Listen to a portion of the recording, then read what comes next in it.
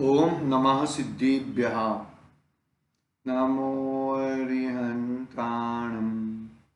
नमो सिद्धाणं। नमो ऐर्याणं। नमो वज्रायाणं। नमो लोये सौसाऊणम्। मंगलम भगवान वीरो मंगलम गौतमो गणी मंगलम कुंदे कुंडार्यो जय धर्मोस्तु मंगलम सर्वमंगल्य मंगल्यम सर्वकल्याणकारकम प्रधानम सर्वधर्माणां जैनं जयतु शासनम् जैनं जयतु शासनम्। नमः श्री वर्धमानाय निर्धूतमकलिलात्मने सालोकानं त्रिलोकानं यदुद्या दर्पणयति चेतीले चेतन चेत्या विना किम चालसी।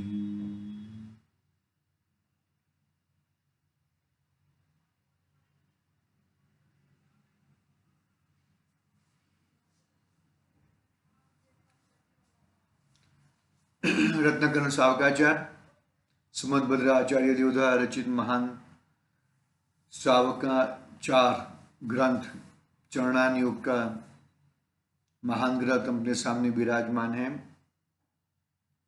सम्यक दर्शन पूर्वक ही सम्यक चारित्र प्रकट होता है और श्रावक के सम्यक चारित्र में 12 अणुव्रत की बात कही, 5 अणुव्रत की बात कही।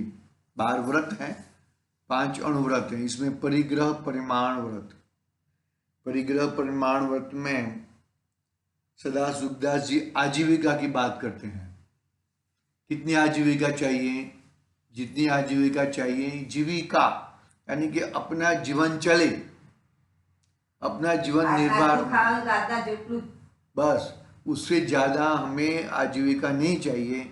इसकी बात बहुत ही विस्तृत पूर्वक कही।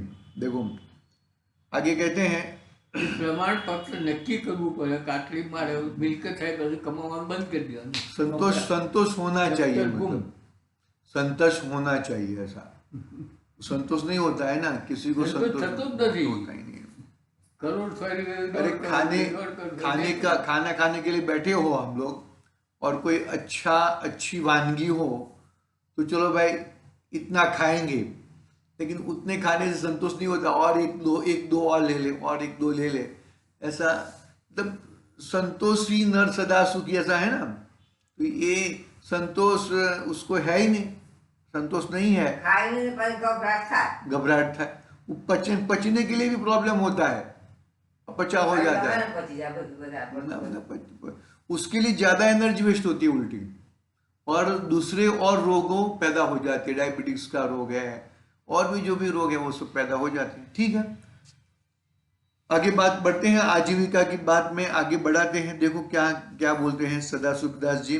पंडित जी का कितना गहरा ज्ञान है वो एक बात है, कितना गहरा ज्ञान होएगा। आचार्य देव ने तो 2 लाइन लिखी है, अणुव्रत परिग्रह परिमाण व्रत में 2 लाइन लिखी है, लेकिन 2 लाइन के पीछे 10 पाना लिखते हैं सदा सुखदास जी। देखो पढ़ता हूं मैं यहां से। पुण्य के उदय के अधीन आजीविका प्राप्त हो जाए तो अनिति में प्रवृत्ति करके आजीविका को नष्ट नहीं करना चाहिए, अनिति करनी नहीं चाहिए। उसके लिए जितना मिला है उतने हिसाब से ही अपने को जीवन चलाना चाहिए। यदि आजीविका नष्ट हो जाएगी तो धर्म और यश नष्ट हो जाएगा, बरोबर ना। वो मानोगे एक था एक सोने की मिर्गी, सोने का अंडा देने वाली मिर्गी थी, मर्गी, बरोबर है। तो वो रोज एक एक अंडा देती थी, एक एक अंडा देती थी। तो वो उसको क्या, अरे इतने सारे, चलो तो अंदर से और अंडे निकाल देते हैं। तो ऐसा करके मर्गी को मार डाला।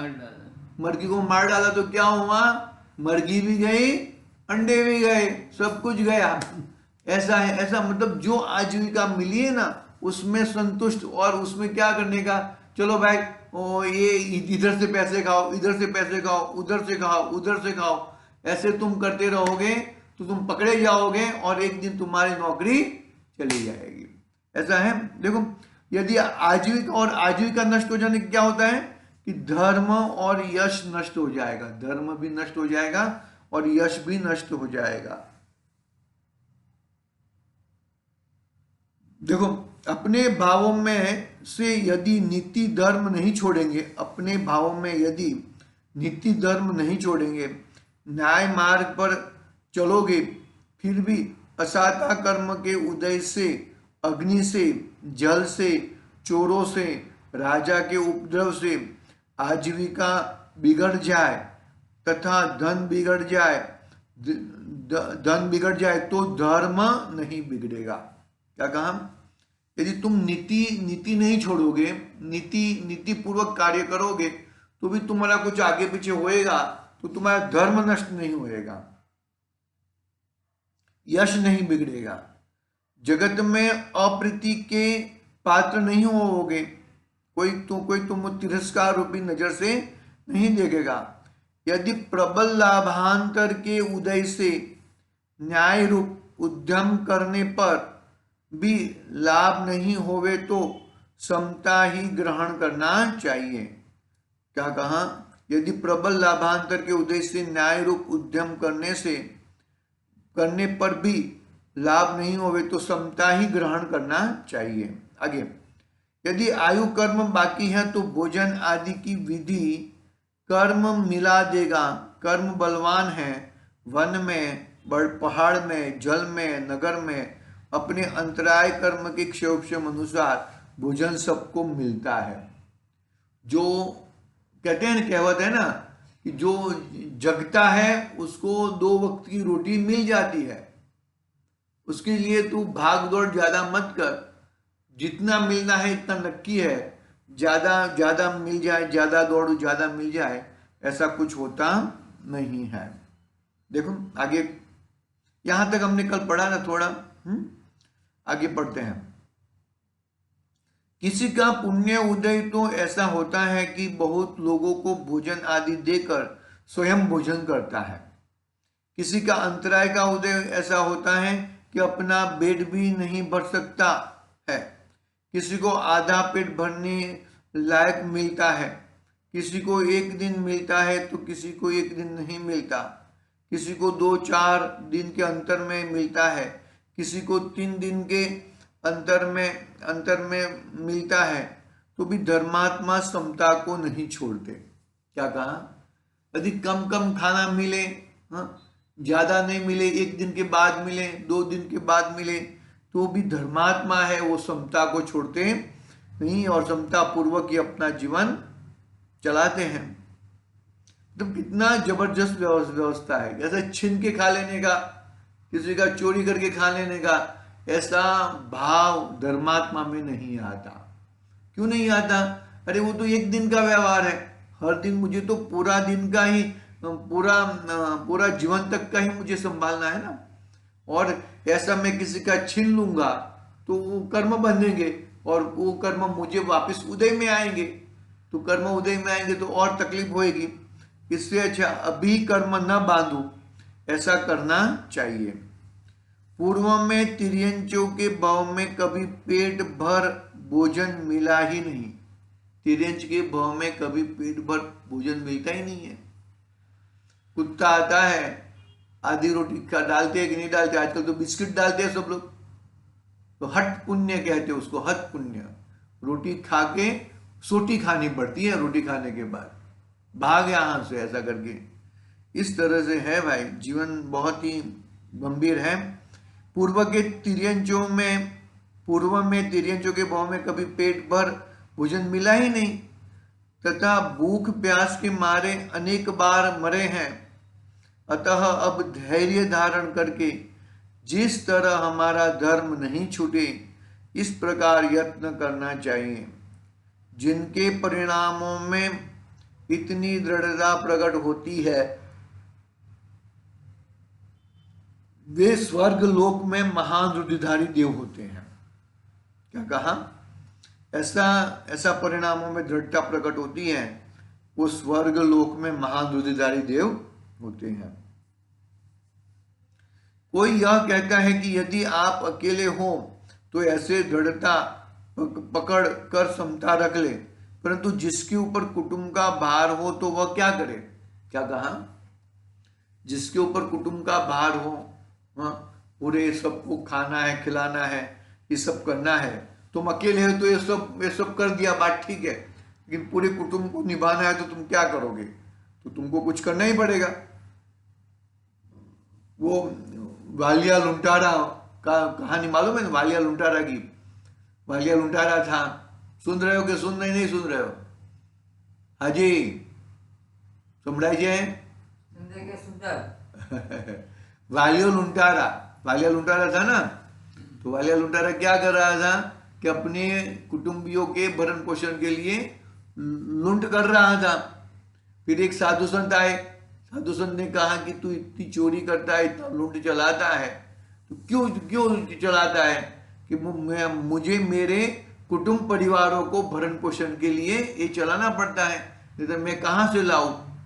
तो बोलते कि तू ये पाप करके ये भरण पोषण करवाता है, तो कुटुंबियों को पूछ ले कि ये पाप के भागीदार बनेंगे कि नहीं बनेंगे।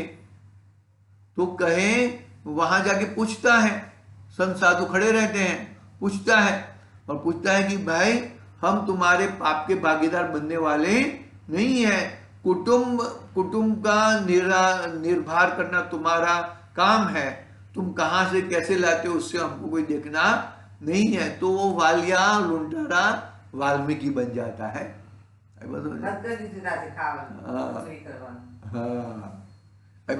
ऐसा मतलब अधिक कुटुंब का निर्भर नहीं होता है। तो देखो, पढ़ते हम पढ़े तो मालूम पड़े, तो हमने कहानी कही, देखो क्या कहानी बोली, तो हमने उदाहरण दिया, देखते क्या कहते हैं आगे। देखो, वह कुटुंब के इस प्रकार कहे हैं, वो सदाशिवदास जी क्या कहते हैं, देखो, हे कुटुंब के लोगों, आपने पूर्व जन्म में दान नहीं दिया, व्रत पालन नहीं किए, अभक्ष का भक्षण किया, अन्याय से दूसरों का धन ग्रहण किया, इस पाप के उदय से ऐसे दरिद्री हुए हैं कि पेट भर भोजन तथा वस्त्र भी नहीं मिला। यह सब अपने अपने किए पाप का फल है। क्या कहा? अपने अपने किए पाप का फल है। तुमने पूर्व में ऐसे पाप किए थे, वो पाप के फल यहाँ पे मिले हैं। ऐसा जो समझवान जिसने वस्तु को समझा है, वो पूरे अपने कुटुंबों को ये सब बताता है। क्या बताता है? देखो क्या बताया वापिस एक बार पढ़ देता हूँ।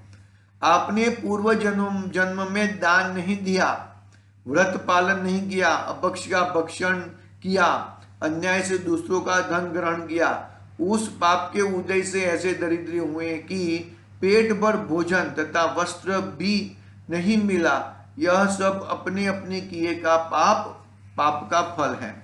यदि अब भी अन्य पुण्यवानों के आभरण, वस्त्र, भोजन आदि देखकर दुखी होगे, तो आगे भी केवल तिर्यंच गति के घोर दुख का कारण पाप कर्म बंधन करोगे। मतलब मेरे पास, आपके पास इतना सारा है, मेरे पास नहीं है, तो दुख करता है ना। दुख करने की कोई जरूरत नहीं है भाई, तुझे जो मिला है वो पर्याप्त है, तू उसमें शांति रख। बस तेरे को क्या चाहिए कि सुबह शाम 2 टाइम भोजन चाहिए, बाकी और तन ढांकने के लिए कपड़ा चाहिए, रोटी कपड़ा और मकान मिल गया तो और ज्यादा बड़े बड़े मकानों की चिंता मत कर। बहुत ही खतरनाक बातें हैं ये सब। क्या कहते देखो, हाँ, केवल तिर्यंच गति के घोर दुखों का कारण पाप कर्म बंद करोगे तथा करोड़ों भाव तक दारिद्र्य के दुख का कारण पाप बंद करोगे, पर की संपदा आपके पास नहीं आ जाएगी। पर की ऐसा उसको देखने से, उसको बुलाने से, उसको गौर करने से ये पर की संपदा अपने पास नहीं आ जाएगी। क्लेश, दुर्ध्यान, तृष्णा, आदि करने से दुख नहीं मिटेगा, किंतु दुख अधिक बढ़ेगा। ज्यादा क्लेश करने से, ज्यादा भाव करने से ये सब तुझे कुछ ज्यादा नहीं मिला, कुछ नहीं मिलेगा, उल्टा दुख ज्यादा बढ़ेगा। तो ऐसा दुखी होना नहीं है। आगे, यदि थोड़े प्राप्त धन में ही संतोष करके निर्वांछक होगे तो वर्तमान में तो दुख ही नहीं व्यापेगा। वह समस्त पाप कर्म की ऐसी निर्जा होगी जो घोर तपस्या से भी नहीं होती है। क्या कहा? यदि थोड़े प्राप्त धन में ही संतोष करके निर्वांछक होगे तो वर्तमान में तो दुख ही नहीं व्यापेगा। क्या हुआ? क्या कहते हैं? देखो, यदि थोड़े प्राप्त धन में संतोष करके निर्वांछक होगे तो वर्तमान में तो दुख नहीं व्यापेगा और समस्त पाप कर्म की ऐसी निर्जा होगी कि जो घोर तपस्या से भी नहीं होती। क्या कहा?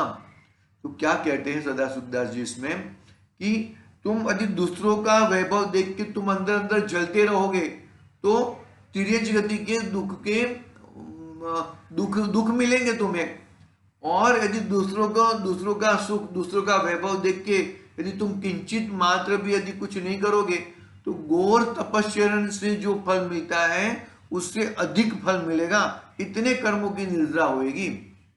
मानो कि दूसरे के वैभव देखकर तुझे जलना नहीं है, दूसरों का वैभव मुझे मिल जाए ऐसा विचार करना नहीं है, ऐसा वो कहते हैं। बहुत ही कड़क बात बोलते हैं सदाशिवदास जी। देखो आगे, थोड़ा वस्त्र, भोजन आदि मिलने पर परिणामों में आकुलता रहित समता से रहने में बड़ा तप है। थोड़ा भोजन मिला, थोड़ा वस्त्र मिले, हाँ, उसमें आकुलता, अरे और ज्यादा मिल जाए, और ज्यादा मिल जाए, ऐसी आकुलता रहित रहने में बड़ा तप होता है। कर्म ने मुझे आपके साथ में कुटुंब में शामिल उत्पन्न किया है। क्या कहा? कर्म ने मुझे आपके साथ कुटुंब में शामिल उत्पन्न किया है, इसलिए अब देव, भाग्य तथा पुरुषार्थ दोनों के अनुकूल द्रव्य उपार्जन करने में उद्यम कर रहा हूं। लाभांतराय के क्षयक्षम अनुसार न्याय मार्ग से जो प्राप्त होता है वह तुम्हारे पास लाता हूं। इसमें जो हमारे हक का हिस्सा है वह हमें दे दो। तुम्हारा जो वह तुम मिले वो बांटकर भोजन आदि करो। क्या कहा? कि मैं ऐसा चोरी चबाड़ी नहीं करूंगा।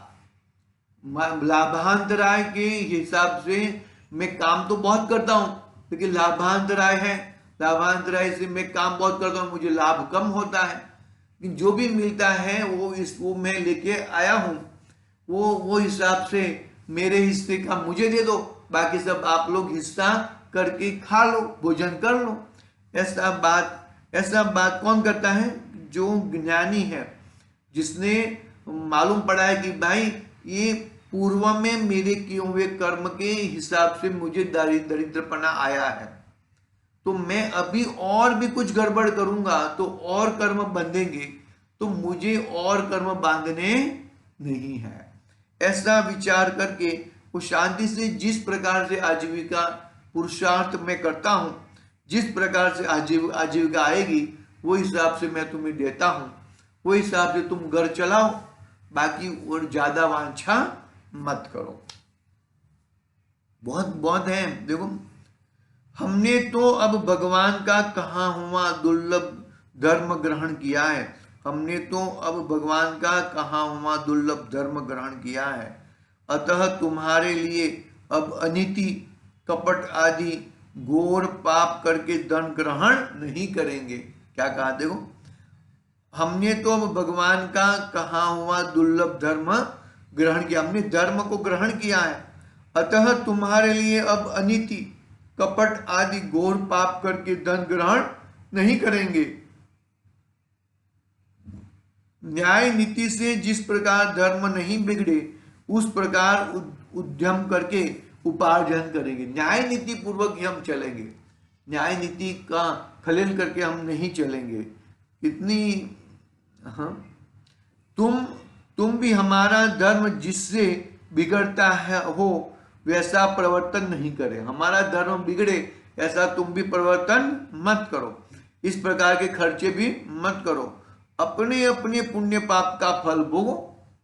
हमारे हर जीव के पुण्य पाप के फल हैं और वो पुण्य पाप के फल भोगो। आकुलता छोड़कर जितना मिले उतने में संतोष रखकर सुख पूर्वक रहो। जितना मिला इतने में संतोष हो जाओ और सुख पूर्वक रहो।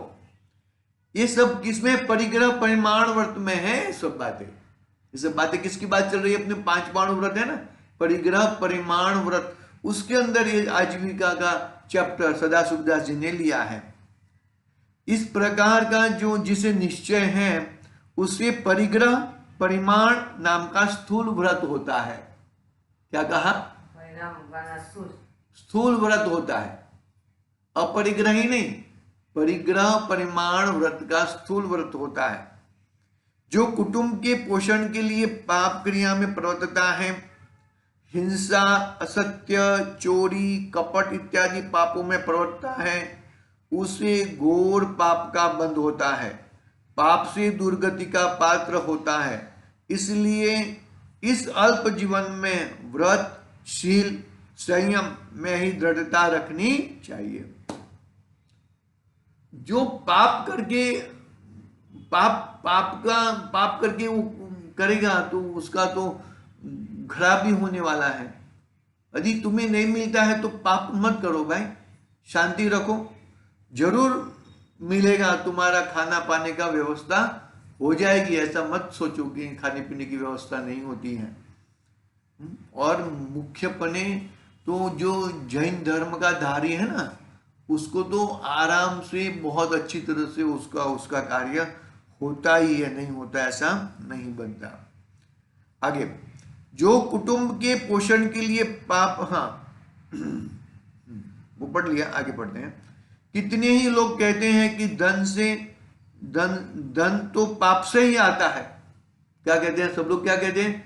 धन आता है वो पाप से ही आता है, पाप करेंगे तो ही धन आता है। ऐसा गलत बोलना पड़ता है। इनकम टैक्स की चोरी करनी पड़ती है और भी चोरियां करनी पड़ती है, बहुत सारी चोरियां करनी पड़ती है। धन तो पाप से ही आता है, पाप किए बिना धन आता ही नहीं। त्यागी व्रती हो जाने से धन कैसे आएगा? क्या कहते हैं कि जो भी धन आता है वो पाप से आता है, लेकिन वो लिमिटेशन होती है। किसी भी प्रकार का ऐसा करके पाप से धन नहीं पैदा करना चाहिए। देखो क्या क्या प्रश्न क्या खड़ा किया सदाशिवदास जी ने। देखो, धन तो पाप से ही आता है, पाप के बिना धन आता ही नहीं, तो त्यागी व्रती हो जाने से धन कैसे आएगा? उसको उत्तर देते हैं। देखो, यह तो तुम्हारा भ्रम है। पाप किए बिना धन नहीं आता ऐसा कहना अनुचित है। पाप से ही धन आता है वो बात गलत है। धन आता है पुण्य से ही धन आता है। देखो क्या कहते हैं, यदि पुण्य से धन आता है, हाँ, ऐसा कहना अनुचित है। यदि पाप करने से धन आता तो दुनिया में लाखों भील, चांडाल, चोर, चुगुल, मनुष्यों की हत्या करने वाले, गांवों को जलाने वाले, रास्ते में लूटने वाले सभी ब्राह्मण, क्षत्रिय, वैश्य, शूद्र, सभी कुल पापियों से भरे हैं। सभी पुरुष, स्त्री, बालक आदि हिंसा करने को तैयार है, असत्य बोलने को, चोरी करने को तैयार है, क्योंकि वो तो सब ये सब करते हैं, फिर भी वो तो पाप कर रहे हैं, फिर भी वो तो निर्धन दिख रहे हैं। आई बात समझ? क्या कहा सदाशिवदास जी ने? क्या कहा कि देखो सब लोग, देखो यदि पाप से धन पैदा होता है तो पाप कौन कौन करता है कि लाखों बिल लोग पाप करते हैं। चांडा लोग, चोर, चुगुल, मनुष्यों की हत्या करने वाले, गांव को जलाने वाले, रास्ते में लूटने वाले, हाँ, तो सभी पापियों से भरे हैं। तो भी वो तो सब निर्धन दिखते हैं, कोई पैसे वाला दिखता नहीं है। तो क्या कहते हैं? देखो, जिन्होंने पूर्व जन्म में कुपात्र दान दिया है, कु तप करके खोटा पुण्य बांधा है, उनके पास कुमार्ग से धन आता है। पुण्यहीन तो मारा जाता है। पूर्व पुण्य बिना पाप से तो धन आता ही नहीं। तो क्या कहा? पूर्व के पुण्य के बिना पाप से तो धन नहीं आता है। जिन्होंने पहले बांधा है वे यहाँ चोरी चुगली किए बिना ही संपत्ति प्राप्त करते हैं। राजा के घर जन्म लेते हैं, करोड़ों के धन वाले धनवानों के घर जन्म लेते हैं। इसलिए अधिक क्या कहना, सभी पुण्य का ही फल है।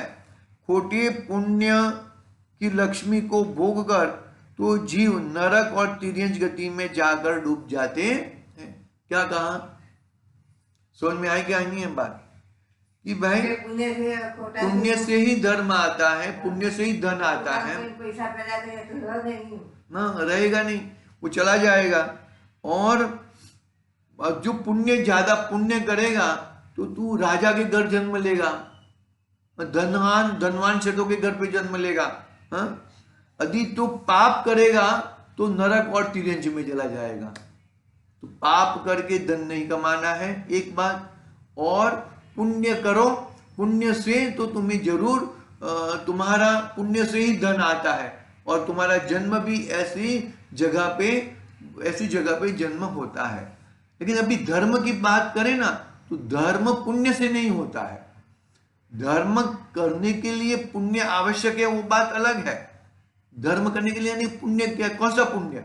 कि भाई हमें अनुकूलता रहे, हमारा शरीर बरोबर रहे, हमारा समय रहे हमारे पास, दौड़-धाम न करना पड़े, इसके लिए पुण्य की जो आवश्यकता है। लेकिन पुण्य से धर्म तो बिल्कुल होता नहीं है। पुण्य से धन आता है, वो पुण्य से आता है और उससे हमारी अनुकूलताएं बनी रहती है। इससे हम धर्म कर सकते हैं। ये इतनी बात है। बाकी पुण्य तो पुण्य को क्या भाव कहा, कौन सा भाव कहा, कौन सा तत्व कहा? आश्रव तत्व कहा। आश्रव तत्व में पुण्य है। धर्म तो संवर से ही प्रकट होता है, अपने शुद्धोपयोग से ही प्रकट होता है। लेकिन पुण्य कितना काम करेगा कि भाई हमें बाहर की परिस्थिति अनुकूल बना के रखेगा, हमारा शरीर अच्छा रखेगा, हम मंदिर जी में जा सके, हम स्वाध्याय कर सके, हम समय यहाँ पे निकाल सके, हमें पढ़ने की रुचि हो, सुनने की रुचि मिले, ये वो पुण्य का कार्य करेगा। बाकी धर्म तो अपने स्वभाव से ही, अपने आत्मा से ही होएगा। हाँ, मतलब क्या, देखो यदि पापों से धनवान होता तो चोरी चपाड़ी लोग, वो सब लोग तो बहुत धनवान होने चाहिए, लेकिन वो कभी धनवान होते नहीं है। आगे पढ़ते हैं। जिन्होंने पूर्व जन्म में कुपात्र दान दिया है, कुतप करके खोटा पुण्य बांधा है, उनके पास कुमार्ग से धन आता है। कुमार्ग से धन आता है। जिन्होंने क्या है, पूर्व जन्म में कुपात्र दान दिया है। कुपात्र यानी कि जो पात्र दान नहीं है, कुपात्र दान दिया है। कुतप करके खोटा पुण्य बांधा है, उनके पास कुमार्ग से धन आता है। पुण्यहीन तो मारा जाता है, पुण्यहीन तो मारा ही जाता है, बरोबर है। ये पढ़ लिया है हमने, वापस पढ़ लेता हूं मैं। पूर्व पुण्य बिना पाप से तो धन नहीं आता है। जिन्होंने पहले बांधा है वे यहाँ चोरी चुगली किए बिना संपत्ति को प्राप्त कर लेते हैं। चोरी नहीं करना है और कुछ नहीं करना है, शांति से भी धन प्राप्त कर सकते हैं। राजा के घर पे जन्म ले लेते हैं। ऐसी बातें हैं। करोड़ों धनवानों के घर जन्म ले लेते हैं। इसलिए अधिक क्या कहना, सभी पुण्य का ही फल है। खोटे पुण्य की लक्ष्मी को भोग कर जीव नरक तिर्यंच गति में जाकर डूब जाता है। तो हमें नरक तिर्यंच गति में नहीं जाना है, नहीं डूबना है। तो हमें जरूर हमारा सच्चे देव शास्त्र गुरु का श्रद्धान, अपनी आत्मा का श्रद्धान, उससे ही पुण्य होता है। पुण्य ऐसे होता नहीं है। वो जो सच्चे देवशास्त्र गुरु के साधर्मी जनों हैं, मानो के सच्चे वितरागी संत है, उनका आहार दान, 4 प्रकार के दान कहे ना, आहार दान, अभय दान, ज्ञान दान और औषधि दान। तो ये 4 प्रकार के दान देने से तुम्हारा पुण्य बंद होएगा। मतलब पात्र दान, कुपात्र दान दोगे तो गड़बड़ होएगी। पात्र दान की बहुत बहुत जरूरत है। पात्र के बिगड़ तुम दान दोगे तो वो गलत जगह पे चला जाएगा। मानो कि कोई आलिमा वाली है, दारू पीता है, ड्रग लेता है, उसको हमने अरे तू बहुत भिखारी है तू है, तो उसको जाके हमने 100 रुपए की नोट पकड़ा दी, तो वो क्या करेगा? 100 रुपए की नोट लेके दारू पिएगा, ड्रग लेगा, तो वो तुम्हारा कुपात्र दान हो जाएगा। हमारे सच्चे हमारे साधर्मी हैं, हमारे मुनिराज हैं, मुनिराज को आहार दान देना चाहिए। और साधर्मी जनों को उनके हिसाब से कुछ प्रॉब्लम है तो उनको हेल्प करना चाहिए। ज्ञान दान देना चाहिए, बरोबर है, ज्ञान दान, शास्त्र पढ़ने चाहिए। औषधि दान किसी को है तो औषधि दान देनी चाहिए। हाँ, इस प्रकार से रुपये का दान तो दान है ही नहीं। दान कैसे कैसे, जन जरूर इमदाद के ऊपर। हाँ, और वो भी पात्र दान होना चाहिए। वो गलत ऐसा गलत काम करता हो कोई खावंदा बाकी ना बीजो तो गलत काम हो जाएगा ना, वो कुपात्र दान हो जाएगा। इससे तुम्हारा वो पुण्यहीन बनोगे। पुण्य बनने का लेकिन हीन प्रकार का पुण्य बनेगा। इससे तुम्हारा गड़बड़ होते रहेगा। और इस तरह से हमारे सच्चे देवशास्त्र गुरु हैं, हमारा जिनवाणी है, हमारी आत्मा है, हमारी वस्तु है, उसको पकड़ के हम बैठेंगे तो जरूर पुण्य तो होएगा ही। पुण्य मानो कि धर्मी जीव को पुण्य नहीं होएगा तो क्या बाकी सब लोगों को पुण्य होएगा? पुण्य तो होएगा ही। इस प्रकार से पुण्य से धर्म नहीं होता है, लेकिन पुण्य से अनुकूल वातावरण मिलता है। अपना मानोगे अभी हम लोग अभी स्वाध्याय कर रहे हैं और 1-2 आ जाए और भाई टीवी चालू करो, चलो मोबाइल चालू करो, फलाना चालू करो, तो ये अपना गड़बड़ होता है। मतलब अनुकूल वातावरण है ना, अपने को भी पढ़ाई कर रहे हैं, पढ़ रहे हैं, तो अनुकूल वातावरण वो पुण्य का कारण है। ठीक है, अभी इस तरह अपना परिग्रह परिमाण व्रत की बात पूरी हुई। अभी उसके परिग्रह परिमाण व्रत में 5 अतिचार, हर एक व्रत में 5-5 अतिचार की बात कही थी। इसमें भी 5 अतिचार की बात 62वें नंबर के श्लोक की कल हम करेंगे। बहुत ही वो भी बात है और फिर आगे बढ़ेंगे। आज के लिए ओम नमः सिद्धि व्याहन। निज निधि निज में बताई यह अनंत उपकार है।